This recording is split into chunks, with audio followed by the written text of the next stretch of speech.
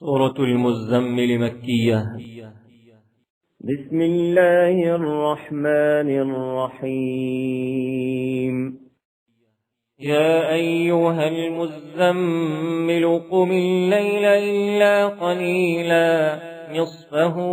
أو انقص منه قليلا أو زد عليه ورتل القرآن ترتيلا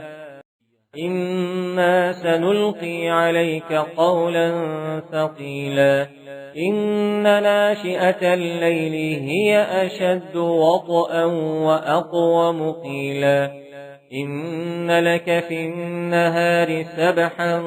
طويلا واذكر اسم ربك وتبتل إليه تبتيلا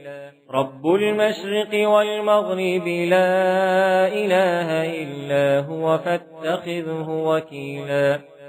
واصبر على ما يقولون واهجرهم هجرا جميلا وذرني والمكذبين أولي النعمة ومهلهم قليلا إن لدينا أنكالا وجحيما وطعاما ذا غصة وعذابا أليما يوم ترجف الأرض والجبال وكانت الجبال كثيبا مهيلا إنا أرسلنا إليكم رسولا شاهدا عليكم كما أرسلنا إلى فرعون رسولا فعصى فرعون الرسول فأخذناه أخذا وبيلا فكيف تتقون إن كفرتم يوما يجعل الولدان شيبا السماء منفطر به كان وعده مفعولا إن هذه تذكرة فمن شاء اتخذ إلى ربه سبيلا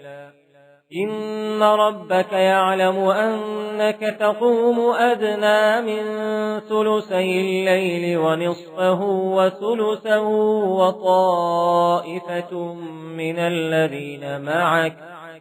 والله يقدر الليل والنهار علم أن لن تحصوه فتاب عليكم فاقرؤوا ما تيسر من القرآن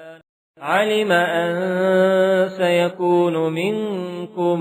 مرضى وآخرون يضربون في الأرض يبتغون من فضل الله وآخرون يقاتلون في سبيل الله فاقرؤوا ما تيسر منه